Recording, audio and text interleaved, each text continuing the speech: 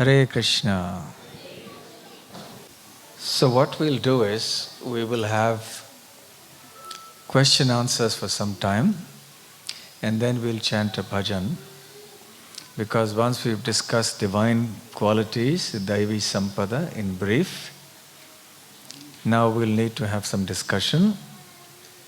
So if any of you have questions that you could not ask, then feel free to do so now. We'll have questions for about maybe 10 or 15 minutes. And then we'll sing one of Bhakti Vinod Thakur's songs. And then we'll begin some discussion on the demoniac qualities. Any questions? Yes. Oh, some questions here too. How does one open it? Okay. Okay, there are already some questions here.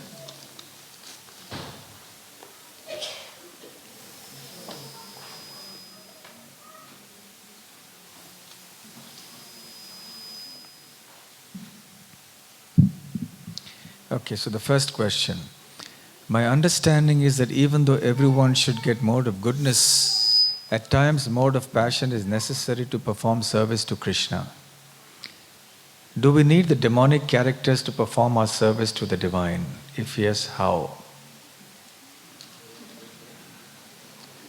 Yes, we do need to engage the modes of passion and ignorance also in Krishna's service. Can you explain or give some examples of how we can use the mode of passion in Krishna's service? It's very easy to understand how we can use the mode of goodness in Krishna's service. What are some of the activities in the mode of goodness that we can dovetail in Krishna's service? Any ideas? Any suggestions? Waking up early in the morning and then doing Mangalarati, chanting and so on. What else? Because waking up early is an act in the mode of goodness. So simply by waking up early, we don't become Krishna conscious. But after waking up early, you have to do something Krishna conscious to become Krishna conscious. So the act of waking up early in the morning is an act in the mode of goodness. But then, if it's done for the right purpose, but if you wake up early in the morning to go for some other purpose, then that's not in the mode of goodness really. What are the other activities that can be dovetailed in Krishna consciousness, those activities in the mode of goodness? Cleanliness. How can you dovetail cleanliness in Krishna's service? You keep yourself clean, you're going for deity worship. So you keep yourself clean, keep the house clean because that is a temple of Krishna. You have the deity or the pictures of Krishna at home. So you're dovetailing the mode of goodness in Krishna's service. Similarly, studying. Studying is an act, or gaining knowledge is an act in the mode of goodness. So when we study Bhagavad Gita, Srimad Bhagavatam, or we attend discourses on Krishna consciousness, so these are acts in the mode of goodness which we're now dovetailing with Krishna consciousness. So what are some of the acts in the mode of passion that you can use in Krishna's service? Kirtan. Because it needs some passion to play mridanga, to have kartal, to sing so much. And dance sometimes, devotees dance also a lot in the kirtan. So we could sing and play instruments and dance in other places for other purposes, but we do it for Krishna. So that's how the mode of passion can be dovetailed. How else can we dovetail the mode of passion for Krishna's service? Making prasadam? Well, yes, any act of creation in a sense requires the mode of passion. Otherwise you can't get anything done. But sometimes, let's say now the devotees who have been organizing this event, they've had a lot of running around to do. Run here, run there, get this done, get that done. So generally such running around and hectic activity is considered in the mode of passion. But that has been dovetailed in Krishna consciousness. Because without doing those activities, this cannot happen. Someone had to do all the planning, all the execution. So many devotees have got together to do it. No act of creation can happen without the mode of passion. But we dovetail it for Krishna's service. Can we, now the question to you, can we dovetail the mode of ignorance in Krishna's service? Yes? Who said yes? What's the answer? How? By sleeping? When? Now? When? At night. So how is sleeping at night an act that we are offering in the service of Krishna? Yes, because when you take rest, then you wake up the next day fresh to be able to serve Krishna very nicely. So that's sleep. Sleep is in the mode of ignorance. But when that sleep is at the right time, at the right place, in the right amount, then, and it's done for the purpose of refreshing ourselves to serve Krishna the next day, then that is the dovetailing of the mode of ignorance in Krishna consciousness. So yes, all the modes of nature can be dovetailed. So the question here is, your question was therefore, that then are these demoniac characteristics? Because essentially the divine qualities are in the mode of goodness and demoniac characteristics are in the mode of passion and ignorance. So here we are using the lower modes for Krishna's service. Does it mean we are using demoniac traits for Krishna's service? That's the question. How would you answer it? Any service provided to Krishna is a divine service. Yes, but then am I using demoniac characteristics to serve Krishna? How do you distinguish a demoniac person? It's being dovetailed with Krishna's service. Yes, it is being dovetailed with Krishna's service, but that's the fundamental point, and there's also another point. A devotee's basic state should be the mode of goodness. The devotee goes into other states just to facilitate service to Krishna, because that's necessary. But a demoniac person's basic state is the Asuri Sampada, Asuri Prakriti. So his basic state is the mode of ignorance and passion. Not only does he not dovetail his abilities and etc. with Krishna's service, but that is his basic state. He's always there. But a devotee is not always there. A devotee is in the mode of goodness, but reaches out. Mode of good passion does something, comes back. Mode of ignorance does something, comes back. How many of you have heard of a game called Kabaddi? How many of you have not heard? Raise your hand. Okay, so everybody has heard of Kabaddi. So what happens in this game, Kabaddi? There's two teams. Just like here we had some discussion about some sports. So we had Kabaddi, where two teams, one team, one member of one team goes into the other team's territory. And he says, Kabaddi, Kabaddi, he says like that, holding his breath. And he's supposed to touch another member and then quickly come back without losing his breath. And the other team will try to grab him and hold him and pull him down and not let him cross back into his territory. So what he will try to do is just quickly go touch and come back. And that's a successful Kabaddi player. He doesn't let the other person pull him by his leg and pull him down. So similarly, we are in the devotee team and then there is the Maya team. So at the devotee team, we have to go into the Maya territory. Or we have the mode of goodness and there is the mode of passion and ignorance. We go there, Kabaddi, Kabaddi, passion, passion, passion. But if you allow passion to pull you down and make you fall down, boom, then you lose the game. You went to do Krishna's service, but you got carried away doing some other service.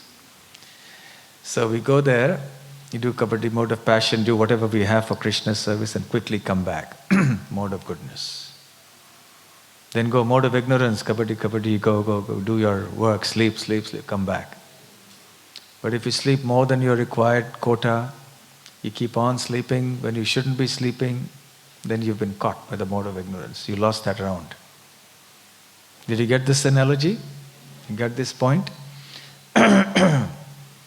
So the devotee's basic state is the mode of goodness, or at least he aspires for it. The demoniac person's basic state is mode of passion and ignorance. So therefore we don't use demoniac characteristics for Krishna's service. We use the mode of passion and mode of ignorance for Krishna's service. Because the demoniac person is basically in the mode of passion and ignorance, and then he uses them only for sense gratification. So those traits are called demoniac traits. Yes, so the question is clear? Or the answer is clear?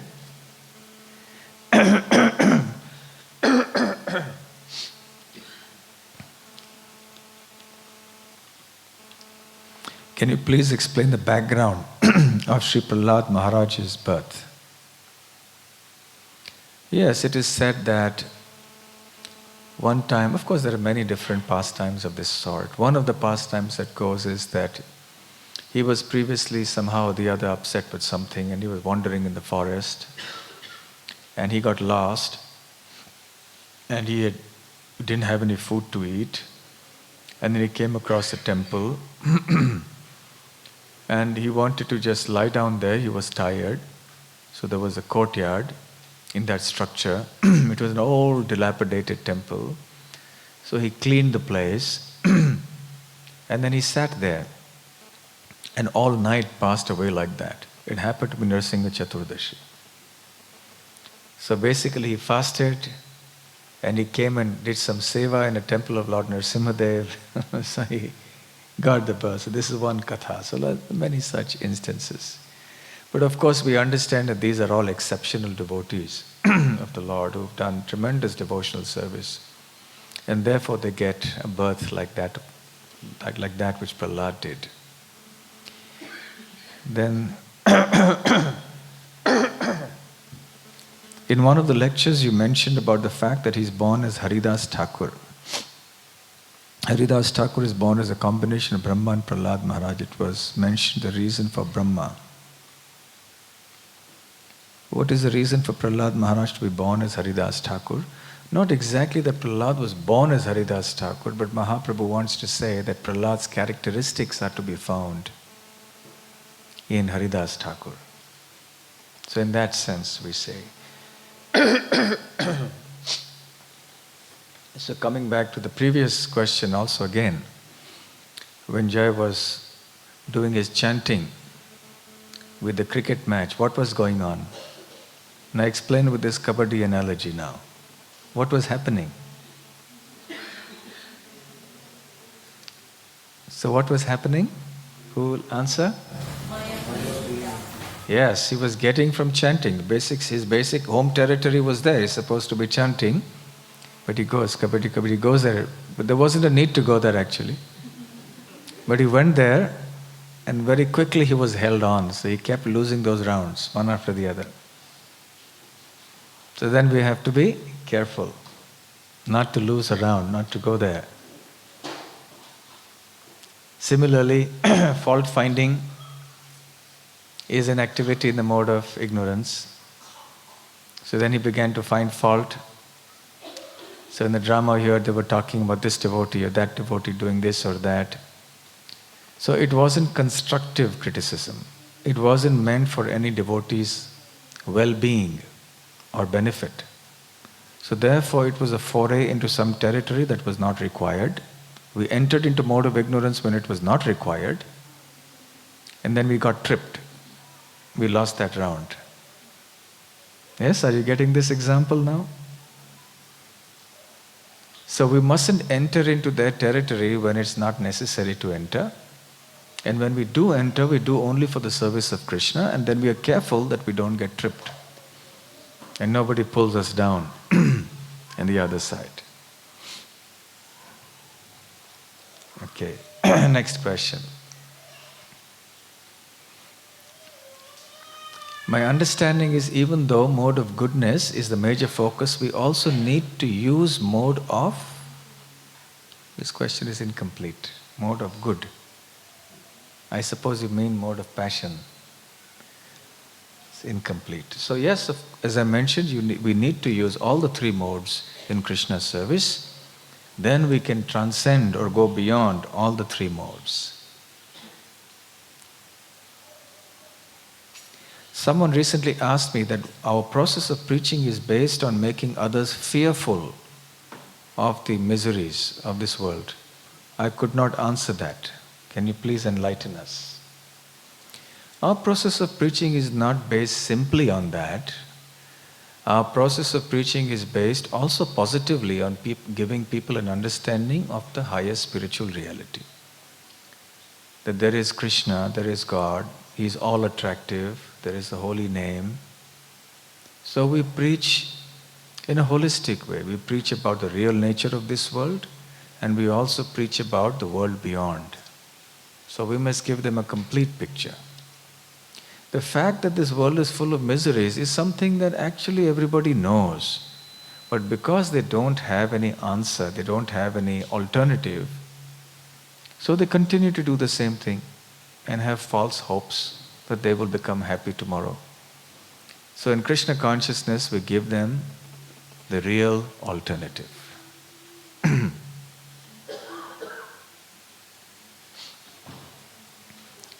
At what stage does a soul enter in the mother's womb? I have heard that through earth and rain, grains, semen is formed, but can you please explain the above? Yes. The soul may enter in through the grains into the man's semen, and then it goes into the womb. And the soul is already there in the womb. And then, as the Bhagavatam 3rd canto explains, Kapila Dev's teachings, then the body of the child grows within the womb because the soul is present. If the soul were not present, this would not happen. First question. Even though children are born of good qualities, aren't their association and schooling also important?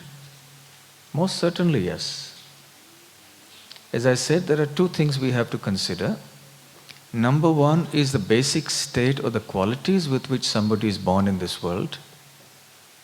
And second is the training and the association and atmosphere that that individual gets in childhood and later on all through life that determine that person's destination eventually. So if a person is already born with divine qualities, isn't it much easier for that person to do Krishna consciousness? So when the living entity already appears outside the womb, then it is harder to make that person a devotee because the atmosphere around is so bad. But nevertheless, whether that person has this quality or that quality, if some child has come into our care, then it is our duty to give all the possible Krishna consciousness care we can to make that child a pure devotee. So that is important. Kindly propose practical solutions regarding schooling and other upbringing involving education that can be sought by parents of this age. Well, practical solutions for schooling, that depends on how all the grihasthas get together. Now more and more, increasingly in different parts of the world of ISKCON, devotees are realizing the risk and the terrible consequences of putting children through the modern educational system outside, where they don't have any association of devotees and they're taught many things that are not good. The association is not good. In many countries, this is in all countries actually now, it is a major issue. And this issue will have to be handled by the Grihastha devotees.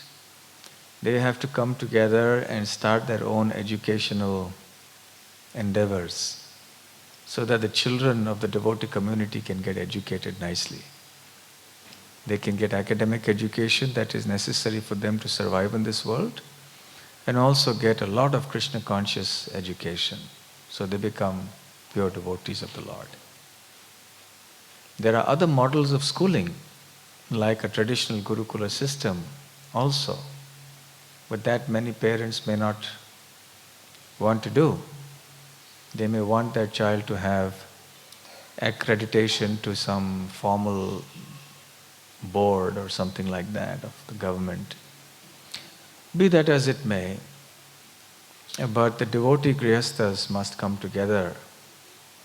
If you want your children to have a good education, we can't anymore rely on schools outside all the time. What we are doing now is to send them to school outside and then try to give them as good an education as you can spiritually at home, in the temple.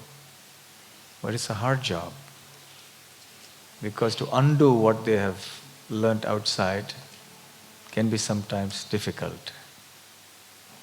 Question 2 regarding fearlessness.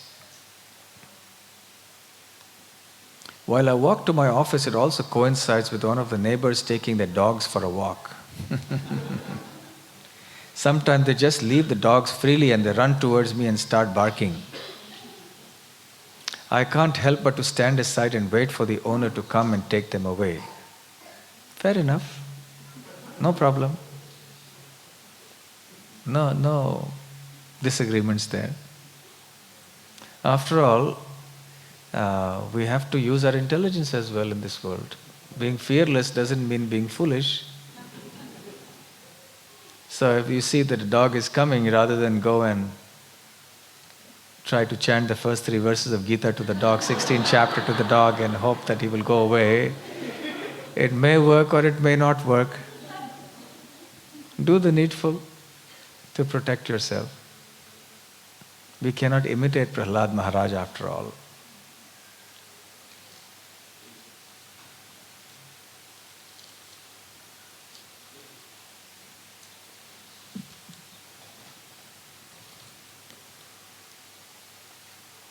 Is it practical to be fearless and walk straight without bothering about the dogs? Well, why not? Try it. You will learn by experience. If it's all right, then yes, continue it. If it's not, just a few injections away, that's all.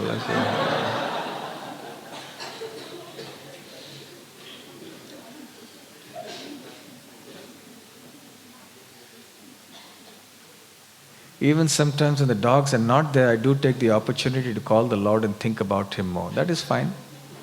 If the dogs help you to think about Krishna more, then that's good. Next question, what is Krishna trying to teach us by giving us trouble and miseries? Is it just for us to remember Him? Many reasons. And that is certainly the most important reason.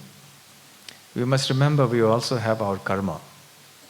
Our karma is coming back to us in so many ways. Sometimes a little happiness, sometimes a little distress. And Krishna is very merciful, He gives it to us so that we can remember Him more and we can realize the real nature of this world.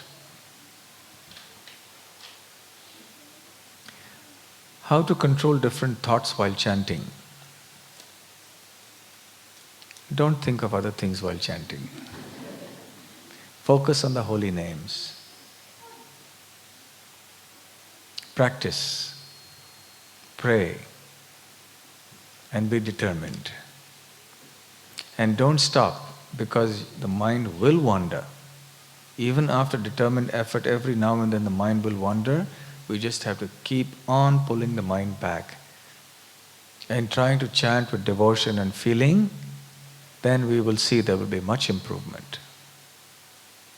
How to conquer hatred from others in Australia? I don't know what it means. Huh? Racism, okay. Well, don't worry about it. If you have come here, then you have to. It's part of life. If it happens, just smile. Say Hare Krishna. No problem.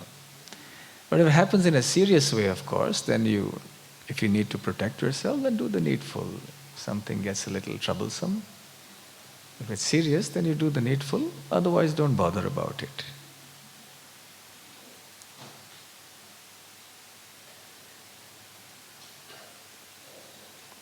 If a soul has predestined parents who are not God conscious, but if sometime before conception they become God conscious and do chanting and the required sanskars, will they get a different soul, a pious one as their child? Krishna knows everything. So he knows that this couple will just chant before, and he knows everything.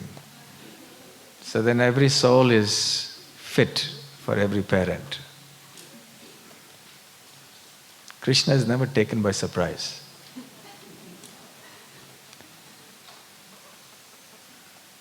As a neophyte devotee practicing Krishna consciousness, how can I practically achieve fearlessness, abhayam? By always remembering Krishna as much as possible. The more we remember Krishna with devotion, the more we will become fearless. The more we forget Krishna, the more fear will overtake us. How do we handle a situation where one person in a marriage follows Krishna consciousness and the other person does not?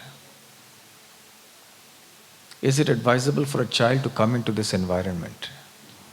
As a wife, what is to be followed? It depends. If the wife is Krishna conscious, the husband is not.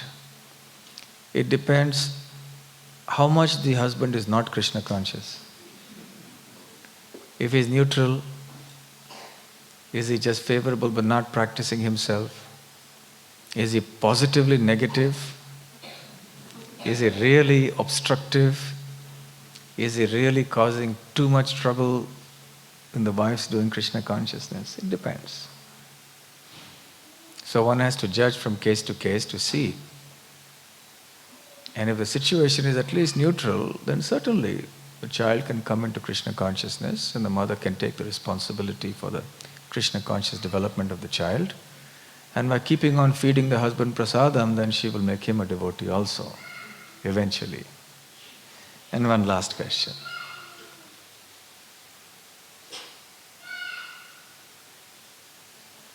We decide what to eat today and then we cook and offer to Krishna. Do we think that this be complete for a sense? Is it sense gratification or Krishna's service? Well, if you didn't eat, you didn't have to offer to Krishna, right? Suppose there was no facility for eating and there was no need to eat. Nobody would offer anything to Krishna, and it wouldn't be necessary because we would not be eating at all. On a day of fast, we still offer to Krishna because in other days we still eat. So, well, it's natural. If you want to eat anything, Krishna says, well, eat, but then you offer nicely. But when you offer to the deities, like say in a temple, then there's a standard menu. The Mangal Bhog is standard. Each Bhog, the Raj Bhog is standard. The Vaikalika Bhog is standard. So these standards should be maintained. One or two other questions? Anyone? We'll start with the bhajan. Yes. Especially if it's pertaining to our discussion so far. The divine qualities, please, if it's possible, keep your questions to what we have discussed today. Maharaj, going back to more of question, Maharaj, from what I have learned from the Vedic scriptures, one of the question is a person seeking main fame and honor. So does kirtan and chanting should come more of mission or? Okay, question is that we've heard that in the mode of passion there is desire for honor, name, fame, prestige. So then does kirtan come under the mode of passion? Kirtan is transcendental. It is spiritual. But the act of putting in a lot of passion into the activity, that is what we refer to when we say as it's an act in the mode of passion. When in any activity that requires a lot of activity, a lot of passion, a lot of energy to be put in physically, then yes, then we call that an act in the mode of passion. But because it's dovetailed with Krishna's service, so we call it a transcendental activity. All right? Okay, so now we'll chant one song. This is a song sung by Bhakti Vinod Thakur. Bhakti Vinod Thakur is naturally a great devotee, an associate of the Lord. And he teaches us by his example of how a pure devotee thinks. He's playing the role of somebody who is actually very fallen, who is full of bad qualities. But actually Bhakti Vinod Thakur is not like that. But it is a nature of pure devotion that when one has it, one thinks that one doesn't have it. It is the situation of a neophyte devotee that a neophyte devotee thinks I have it when he doesn't have it. Whereas a pure devotee thinks he doesn't have it when he actually has it. And not only that, a pure devotee will also think that I have all the demoniac qualities, I have all the bad qualities, I don't have any of the divine qualities. When actually the opposite is true. The pure devotee is a personification of all the divine qualities. And he has none of the demoniac qualities, but he thinks out of humility exactly the opposite. So Bhakti Vinod Thakur, Narottam Das Thakur, their bhajans, many of their bhajans are in this mood. So let us sing this one song, Gopinath. It is in 3 parts actually. We'll sing the first part. We'll chant the translation first, if we can. O Gopinath, Lord of the Gopis, please hear my request.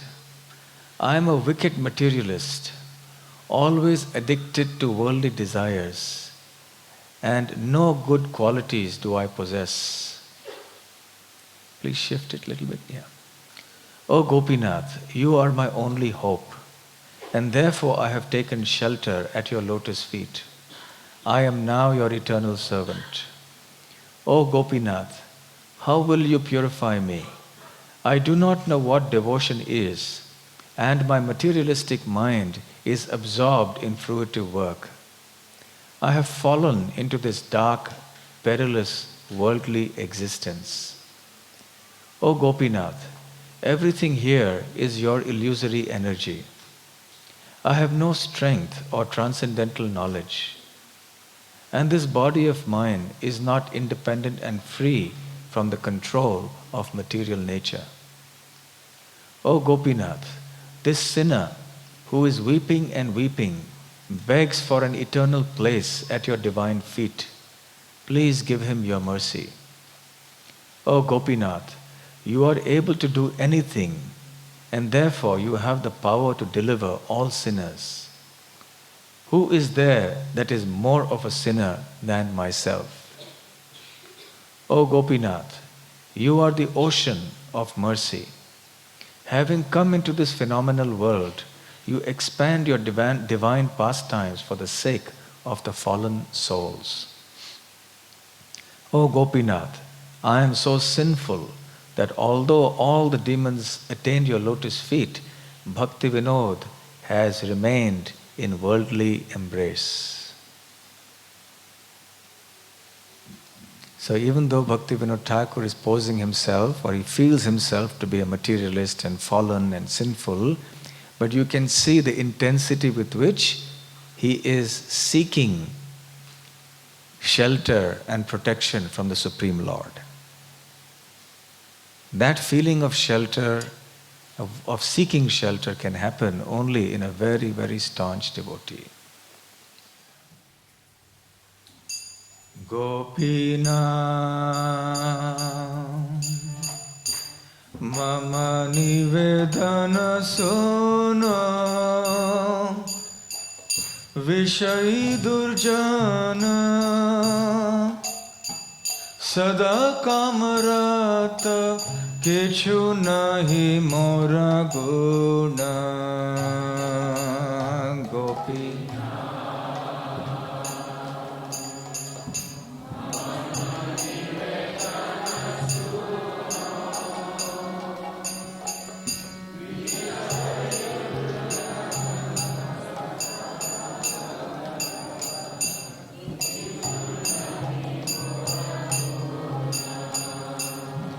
গোপীনা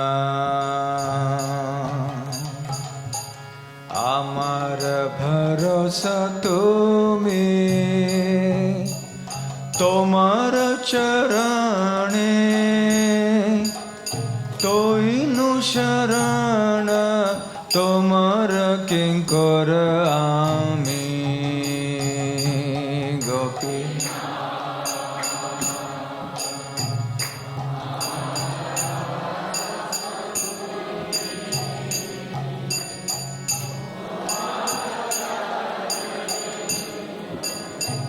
লইনু শরণ তোমার কিঙ্কর আমি গোপীনা কেমনে শোধিবে মোরে না জানি ভকতি কর্মে জড়মতে পড়েছি সংসার ঘরে গোপীনা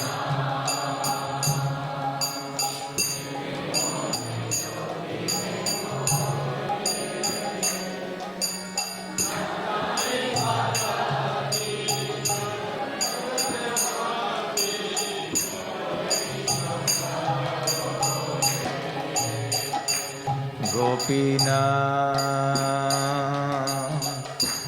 সকলি তোমার মায়া নাহি মম বল জ্ঞান সুনির্মল স্বাধীন নাহে কায়া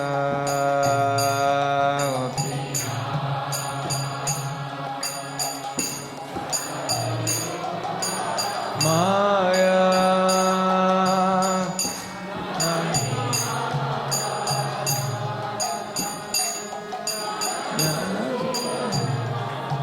স্বাধীন নাহে গোপীনা नियत चरण स्थान मागे पामर कांदिया कांदिया करो हे करुणा दान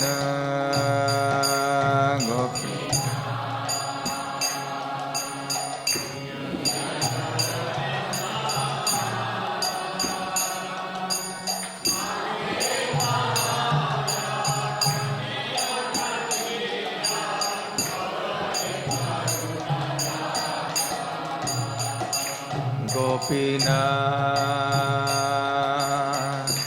তুমি তো সকল পার দুর্জনে তারিতে তোমার শক্তি কে আছে পাপীর আর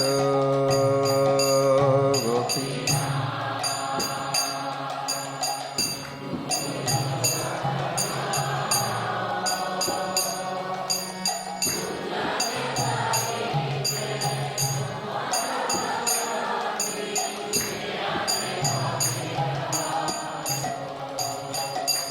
গোপীনা তুমি কৃপা পারবার জীবের কারণে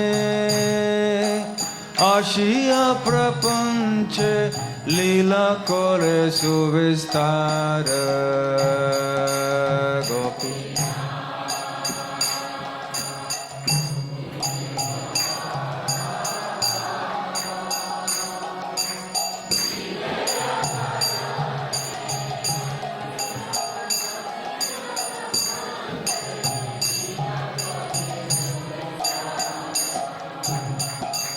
গোপীনা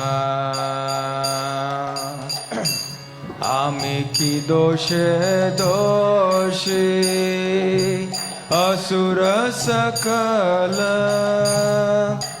पाइल चरण विनोद थाकिल बशी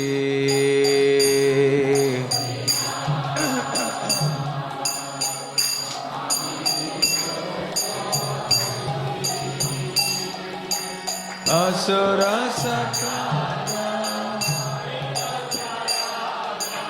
Vinodata Gopina Gopina Gopina Gopina Gopina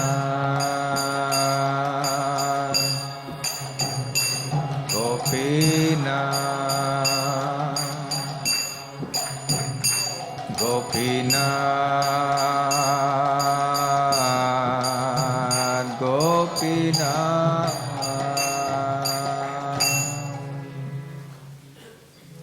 Hare Krishna. Sorry, not an expert singer. You have to make do. So these are very touching lyrics of Bhakti Vinod Thakur, where he describes himself in this way. Of course, we should not believe him. We should know where to believe the pure devotees and where not to believe. That is also a sign of our intelligence. It happened when Gaur Kishore Das Babaji departed from this world. He was also such a humble soul that he had declared earlier that I am such a sinful wretch that when I die, my body should be dragged through the streets of Navadvip, because that is the treatment I deserve for all my sinful activity. And when it happened, Srila Bhaktisiddhanta Saraswati Thakur, who was his faithful disciple, came there, and he was shocked to see that some people were talking about actually doing that. And then he stood up and he spoke in a very fiery way, because these other people wanted to take credit for being associated with Gaur Kishore Das Babaji. And they all wanted to perform the last rites, the samadhi and everything. And then Srila Bhaktisiddhanta Saraswati Thakur spoke very strongly and then explained what was the exalted status of Gaur Kishore Das Babaji and how we should understand his mood. So when a pure devotee speaks like this, then we shouldn't take it amiss. We should understand that actually he is a very, very exalted devotee. And neither should we try to imitate Bhakti Vinod Thakur. When Bhakti Vinod Thakur speaks like that, it's one thing. But when we start speaking to each other saying there's no one in this world more fallen than me, and we start speaking amongst each other like that, then it doesn't ring true. Yes? Because then it's easy for others to understand we don't actually mean it. But Bhakti Vinod Thakur actually means it. That is the difference. So coming to these demoniac qualities now, these are qualities that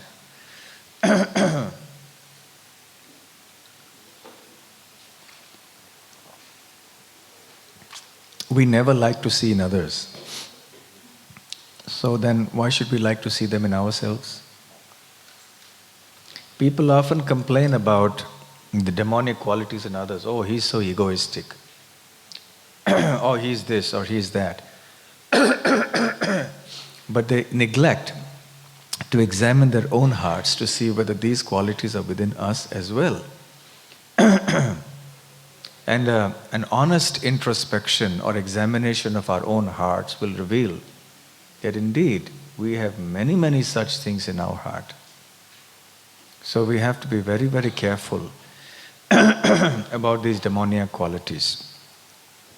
People are very, very intelligent, very alert to understand qualities in others, whether they are good qualities or bad qualities. After Krishna has described some of the divine qualities, he now wants to describe what the chief demoniac qualities are. Just as there are unlimited divine qualities, there are also unlimited demoniac qualities.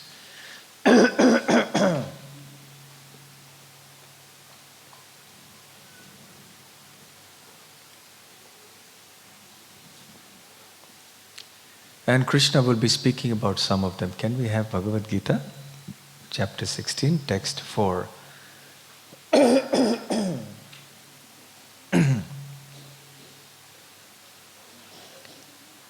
So it is very important for us to understand not just the divine qualities, but also the demoniac qualities, because these qualities also reside or exist in us. And we must get rid of these demoniac qualities if we are to make progress on the spiritual path and if we want to attain real happiness and success in our life. Yes, text 4. Yeah.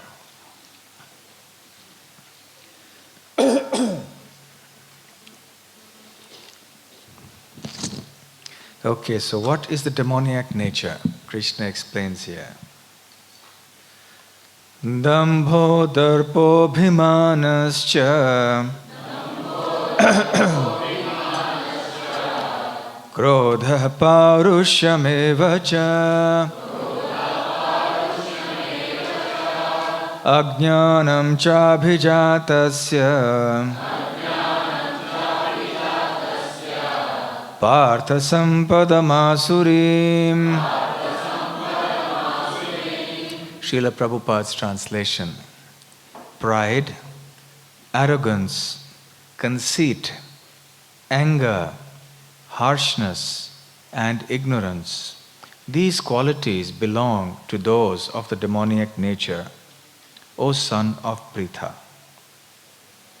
And Srila Prabhupada's purport, the first line is very instructive. Just the first line. Please read it.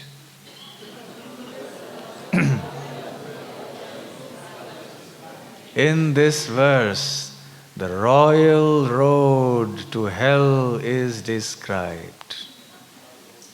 Royally going to hell.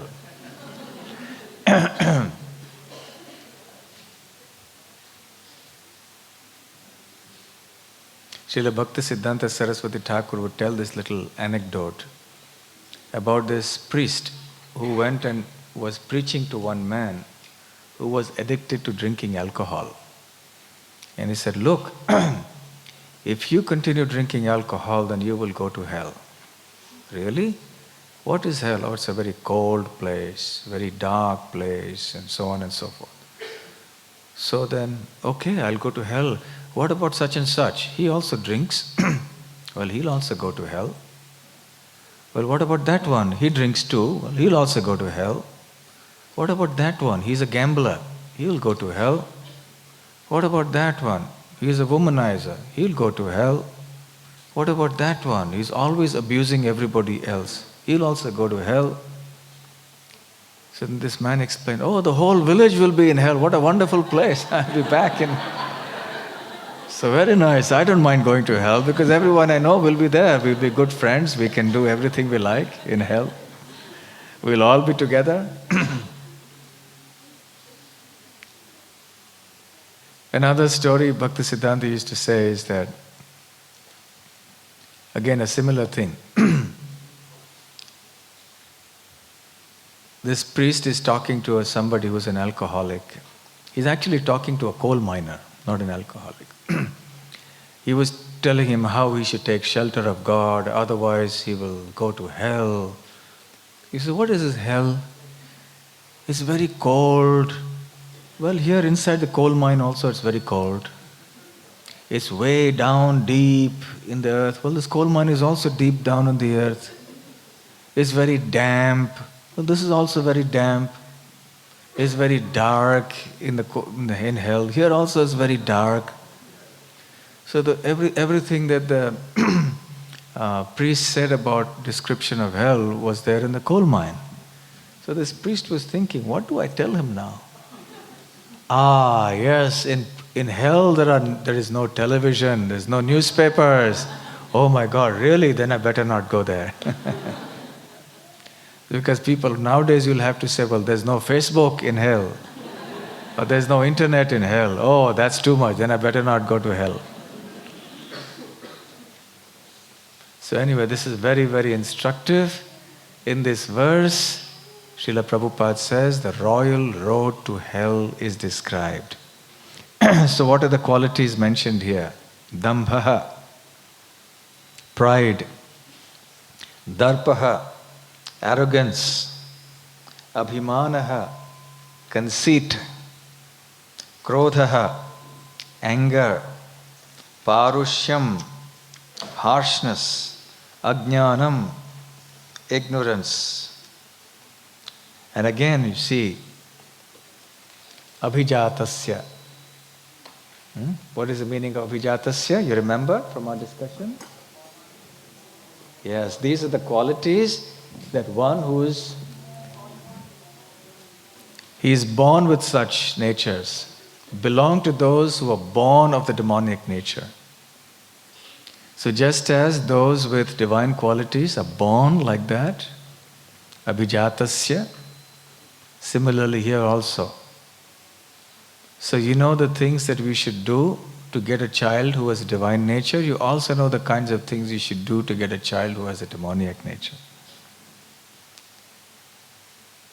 So when he talks these words, pride, etc., they all mean something, they all are more or less, they mean the same thing. So Prabhupada in his purport makes a subtle distinction between all of them.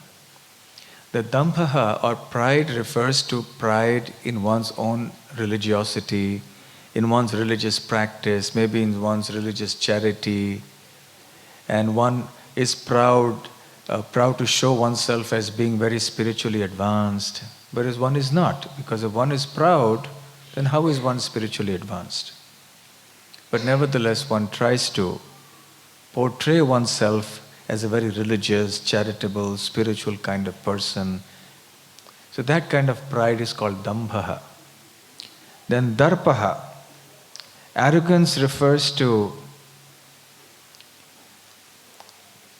pride about one's, when one is very wealthy, one is very beautiful, one is very learned, or one has many, many good traits.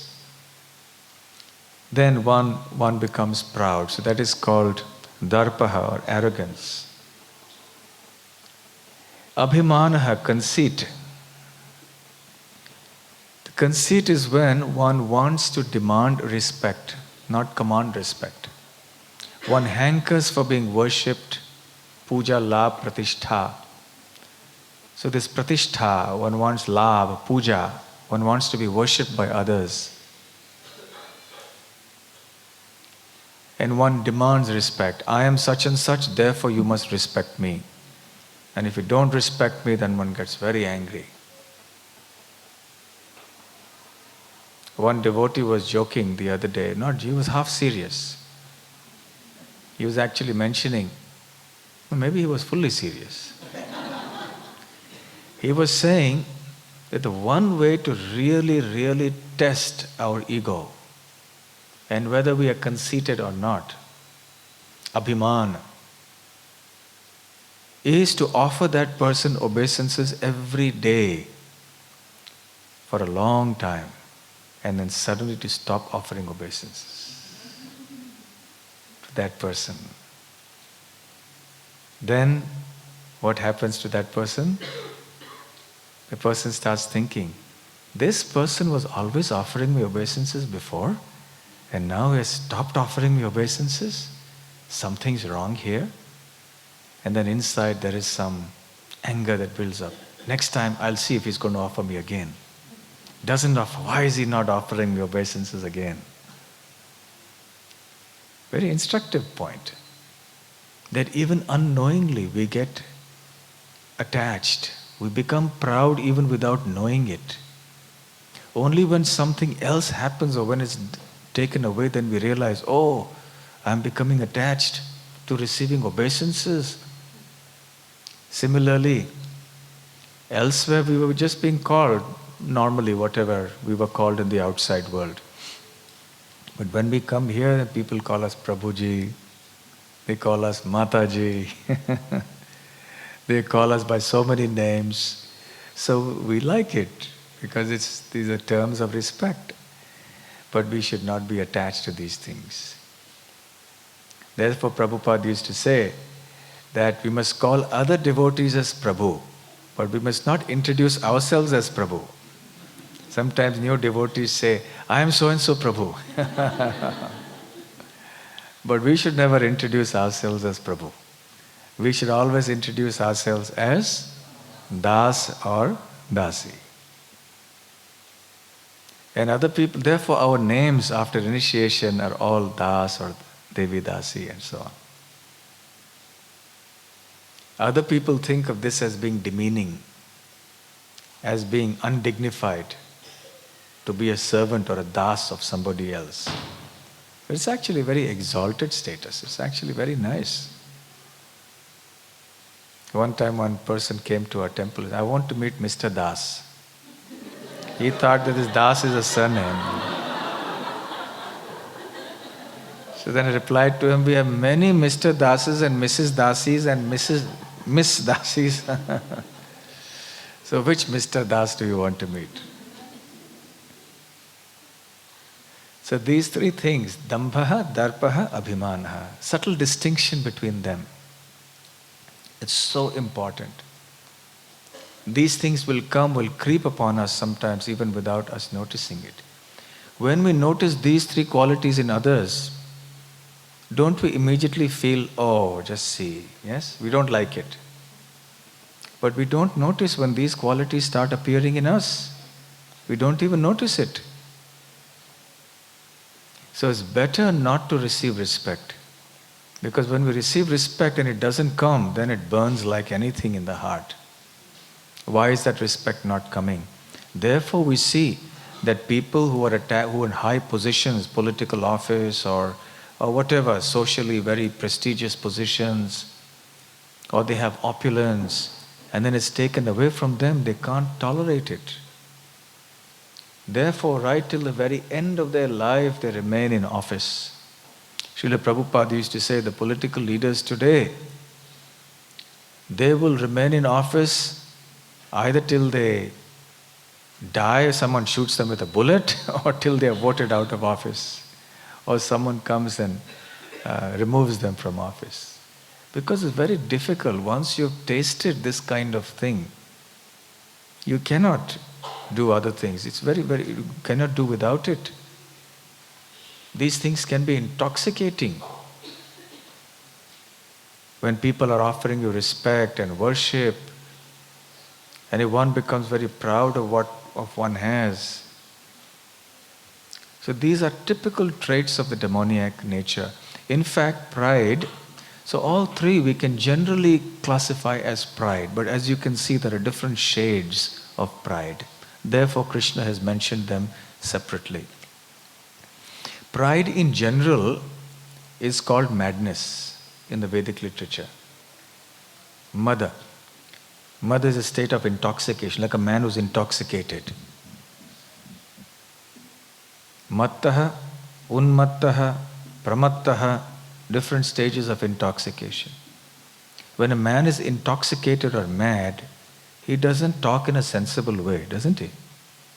An intoxicated person rambles, he talks anything and everything. Similarly, a proud person doesn't know what he's talking. Many times you may see people say, don't you know who I am? Have you heard this before? They enter and say, don't you know who I am? One devotee in London, in the Bhaktivedanta manner, was describing this incident to me.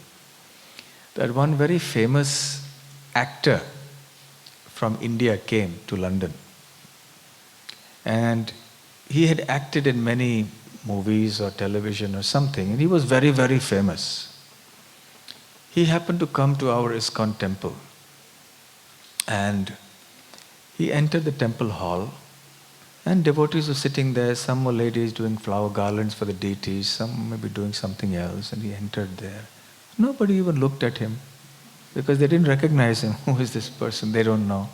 In India, maybe people would run after him for autographs, and somehow I have this karma with all these film personalities.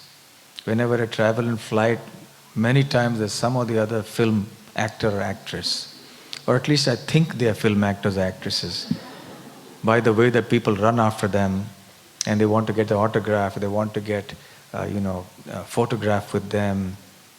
I think they're film actors or actresses because they look very glamorous and they're very attached.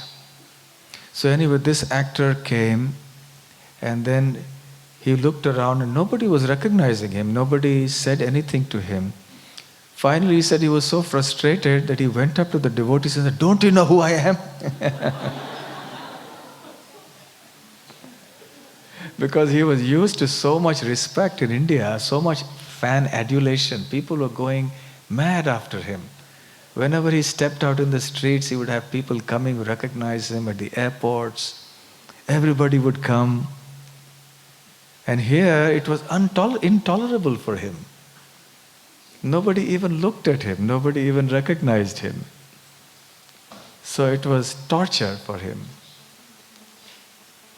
Similarly, another devotee was explaining, he was something, anyway, it's a long connection, but he was talking about how those who are very, very famous people in this world, especially through the entertainment industry, because people in the modes of passion and ignorance, these are their role models. So the kind of worship and adulation they receive is unimaginable. People do all sorts of things for them.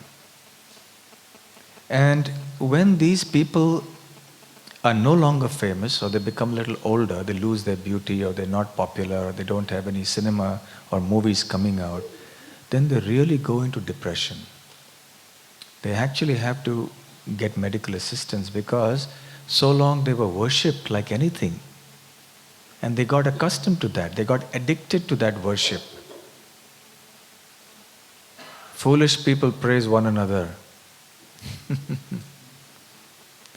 There is a saying, Ushranam vivaheshu gardabena chajayate prashansati parasparam aho rupam aho dhvani. It's like a proverb, you see, in Sanskrit. One time there was a marriage ceremony. Who was getting married? There were two camels who were getting married.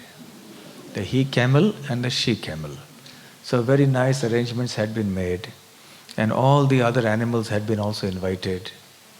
And they came, and so Mr. and Mrs. Donkey had also come. So they came there, and then they started singing. So they were singing to praise the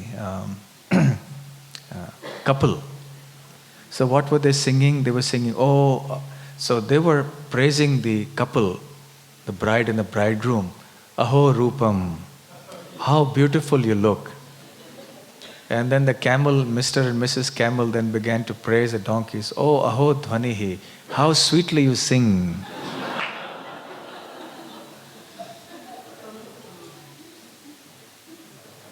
So you see the praise, the mutual flattery between people of this world. The Bhagavatam also says very strongly,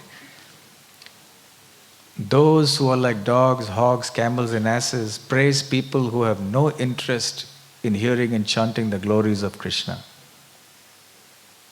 So this is the nature of materialistic people. They are very attracted, captivated by the materialistic qualities. Beauty, name, fame, and so on. And therefore they praise each other like that. So ignorant people, they also praise such people. So when these celebrities do not get that worship and that adulation anymore, there is no greater suffering. Then they remember their old days. And they just can't bear it. They can't tolerate that suffering. They actually go into depression. Some take to alcohol abuse, some to all sorts of things. So somehow they want to be in the limelight. And this attraction for people who have beauty, name, fame, prestige is so strong that it rubs off even on devotees, because after all, we are coming from that same materialistic background into Krishna consciousness. I remember as a new brahmachari, I was temple president in one temple. And we used to call, I went and met one very famous film actress. Actually, she's a very nice devotee. And then she came, and I requested her to come for Janmashtami and perform some cultural program which was based on Krishna. She was very gracious, she agreed. She didn't charge anything. And she actually gifted us some nice things of Prabhupada's memorabilia. So she came once, and then I realized that the moment she entered the temple, nobody was looking at Krishna. It was Janmashtami. Everybody was looking at this lady. So I thought that's really not appropriate. It's not nice. She comes into a temple, although she's a very nice lady, nice devotee and everything. She's come with such a nice heart. But maybe some other time. But in the temple, Janmashtami, people are supposed to come with the mood of devotion, not that they should talk about Krishna, not that, do you know, we saw such and such in the temple, and I got a photograph, and all the devotees started running, autograph. And I said, no, that's not nice. So then I didn't invite after that. Although the lady was very nice, but because the devotees somehow get carried away with all these things. So such is the nature of this world. Those who have it can't do without it and become miserable when it's gone. And those who don't have it, hanker for it, pine for it.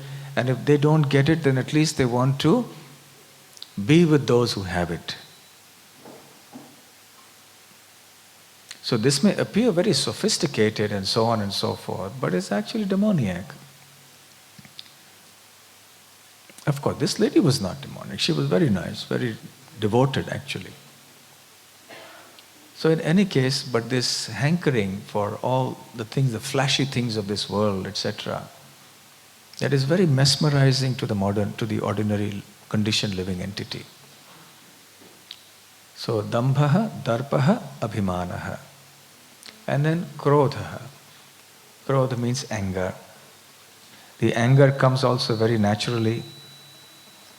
And Prabhupada explains that anger means we get angry over trifles, over small things we get angry. For no reason. There was no reason to get angry. Because we are proud. Because we have some ego in us. So at the smallest instance we become very angry. That's also not good. And then we have paurushyam, harshness, especially in speech. So a proud person or a demoniac person doesn't know how to talk properly.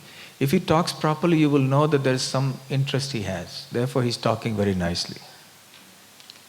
But his nature is to talk harshly. If given a choice, he would speak harshly to people.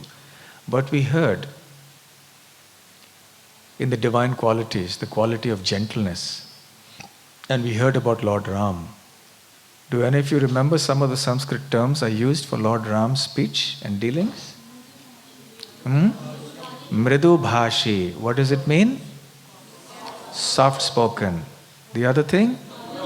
Madhura bhashi. Madhura bhashi means sweet speaking. Third? Purva bhashi. One who would come in front. Whereas an egoistic person will stand, let him come and talk to me first. Why should I go and speak first? But Ram would take the humble position. Yes, let me go and talk first.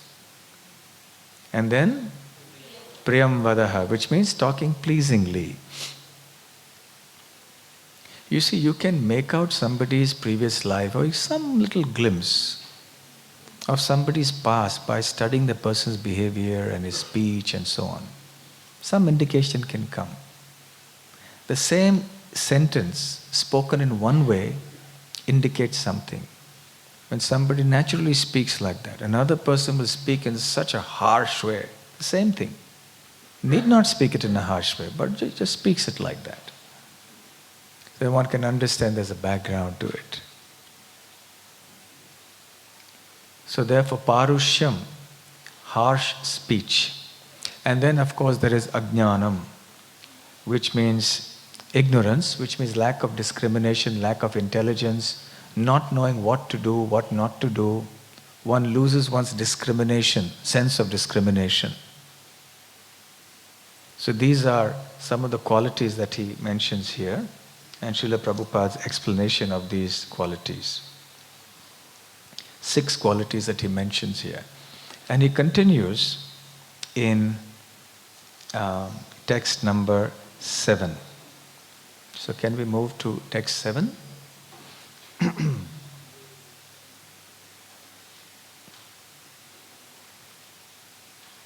Okay. Now further descriptions of the demoniac nature. Pravrittim cha nivrittim cha janana vidurasuraha na shaucham na pichacharo na satyam teshu vidyate. Srila Prabhupada's translation. Those who are demoniac do not know what is to be done and what is not to be done. Neither cleanliness nor proper behavior nor truth is found in them.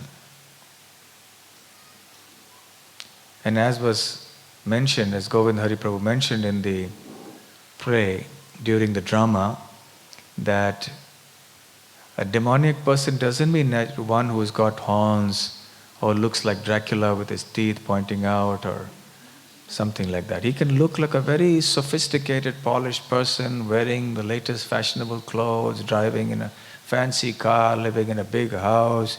He may have a high position in the society, still may be very demoniac. On the other hand, you may have somebody who is very simple, ordinary, maybe not even rich, very poor man, but could be a divine personality. So one can't judge simply by external appearance, but one has to judge through these qualities. So pravrittim cha nivrittim cha jana na vidhu asuraha. So these asuras, jana, these people, na viduhu, they do not know. What is it they don't know? Pravrittim cha nivrittim cha. Pravritti means what is to be done. What is proper action? Nivritti means that which is improper action. So they don't know the difference between proper action and improper action. They don't see anything wrong in doing things that are forbidden. And the more one thinks that there is nothing wrong in doing a forbidden activity, one can understand the more one has become demoniac. Nowadays, in this very liberal world, where everything goes, anything and everything is all right. Now they call it the post-modernistic world. When I went to America, one devotee, I was asking him in the temple, so what would you like me to speak about? He was the authority in that temple. So he says, well, couple of things. Please don't criticize sense gratification. So I said, why? I said, please don't mention Krishna too much. We have to. So I said, why? So he said, because here nowadays, especially in this area, the kind of people who are coming here, they follow this post-modernistic philosophy, which means that they say that if you think you want to avoid sense gratification, that's cool. That's your business, and we appreciate that. We are okay with it. But don't ask us to do it. If I feel like doing something else, then I should be free to do it. So just tell us your experience of avoiding sense gratification. We'll be happy to hear that. But don't insist that we should also do the same. In other words, they're saying their philosophy is each one can do whatever he or she likes. So long as we are following our path and we are not harming anybody else, then that's all right. So anything you may do, So long as it is consensual, that means you, with whoever, whatever you do is with mutual agreement. You can do anything and the other people in the party don't mind, then it's okay. Anything is all right.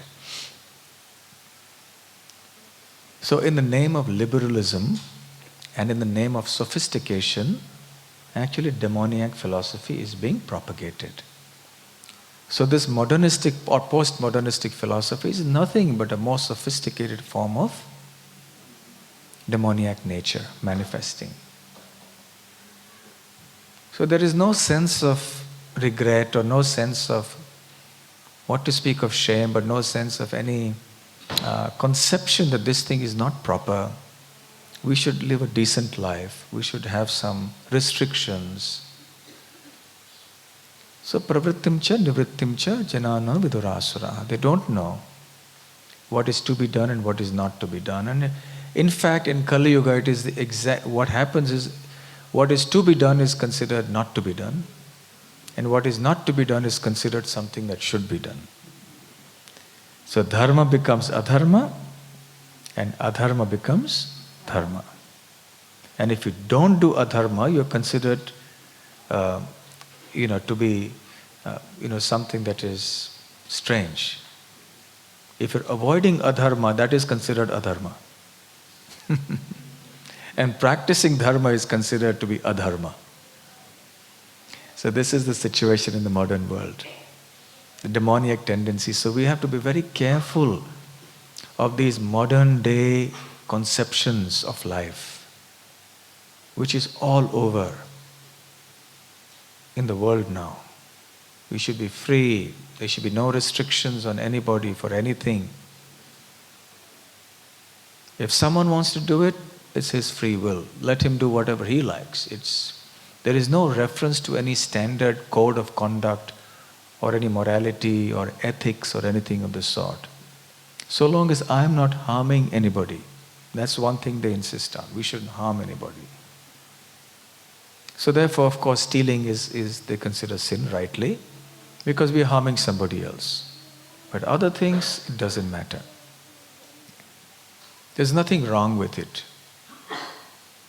In India, there has been, for the last couple of years, there has been huge controversies in the media, in the public, because there have been many, many unfortunate and tragic instances of molestations and rapes that have gone on.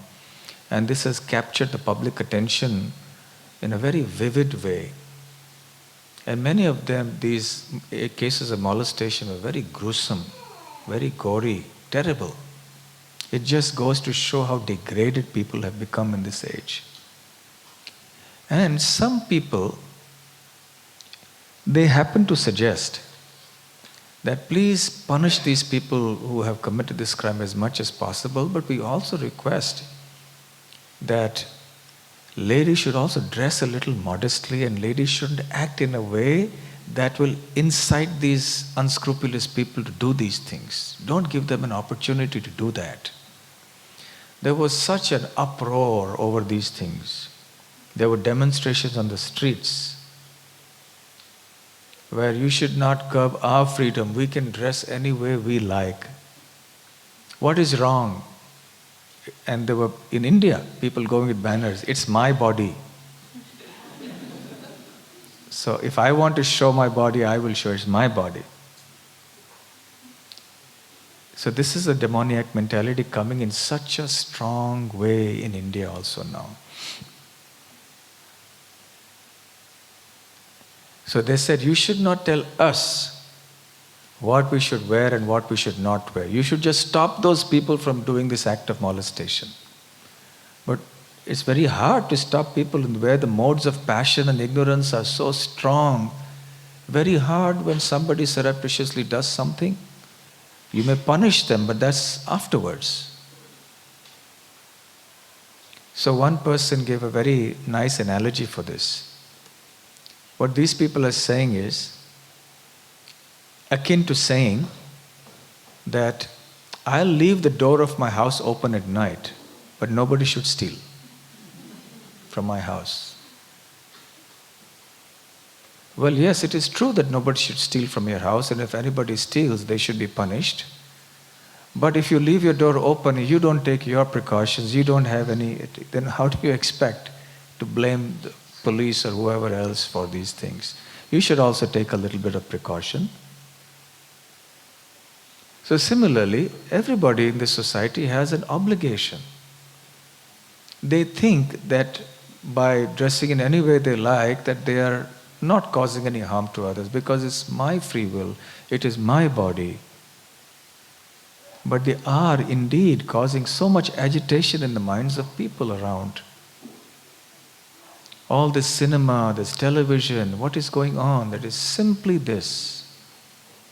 And people see increasingly nothing wrong with more and more displays of these things publicly. So again, a typical example.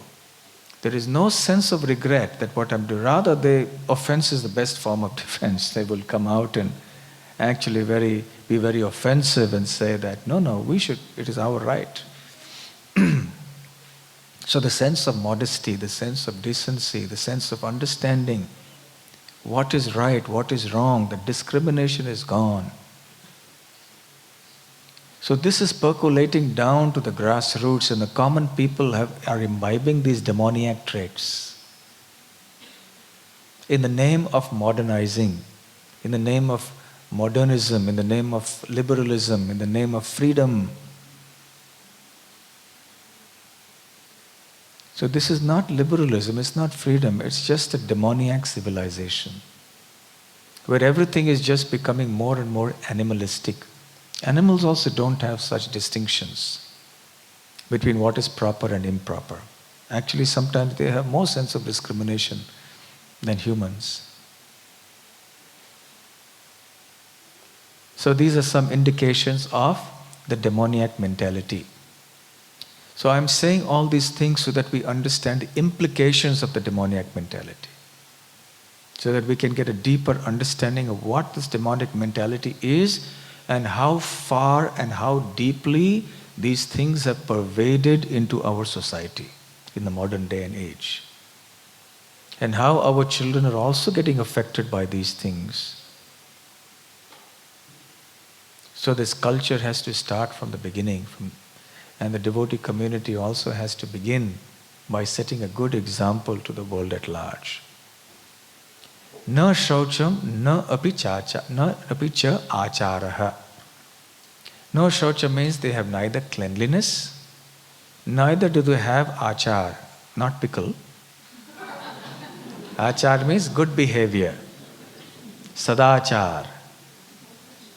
So they are neither clean, nor do they have good behavior. Na satyam teshu vidyate, neither do they have truthfulness in them. So these are some of the characteristics of the demoniac nature. Now it's 8:15, yes, so that's our time now. And we'll stop here. We'll continue with some more traits of the demoniac nature. Tomorrow we have 2 sessions. And we'll also discuss some of these chief demoniac qualities, and we'll talk about how we can try to conquer them and what are their manifestations in our day-to-day behavior. Thank you very much. Srila Prabhupada ki jai.